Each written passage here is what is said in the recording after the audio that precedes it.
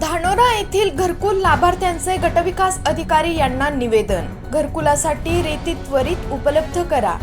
नमस्कार, मी Jayashree Sonawane, blue storm TV news मध्ये आपलं सर्वांचं स्वागत आहे आणि ही बातमी आहे यवतमाळ जिल्हा प्रतिनिधी रामभाऊ भोयर यांच्याकडून। राळेगाव तालुक्यातील धानोरा येथील घरकुल लाभार्थ्यांचे गटविकास अधिकारी केशव पवार यांना दिनांक 1 एप्रिल 2026 रोजी निवेदन देण्यात आले।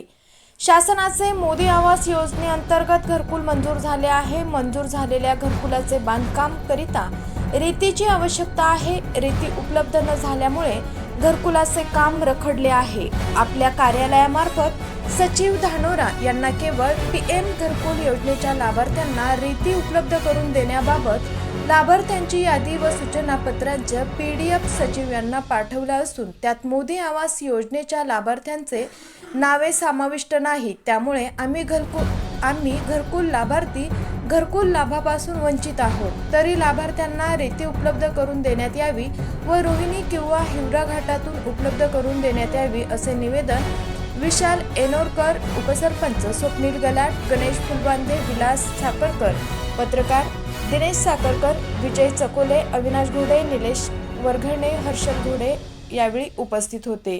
यावेळी घरकुल लाभार्थी शोभाबाई साखरकर, गंगाबाई फुलबांदे, रुपेश चौधरी, प्रीतम घिनमिने, जितेंद्र घिनमिने, परसराम रेवतकर, गजानन चौधरी, किशोर फटी, रवींद्र घिनमिने, सुधाकर घिनमिने, प्रवीण थूत यावेळी उपस्थित होते। अशाच काही नवीन बातम्यांच्या अपडेट्ससाठी आपण पाहत रहा ब्लू स्टॉर्म टीव्ही न्यूज।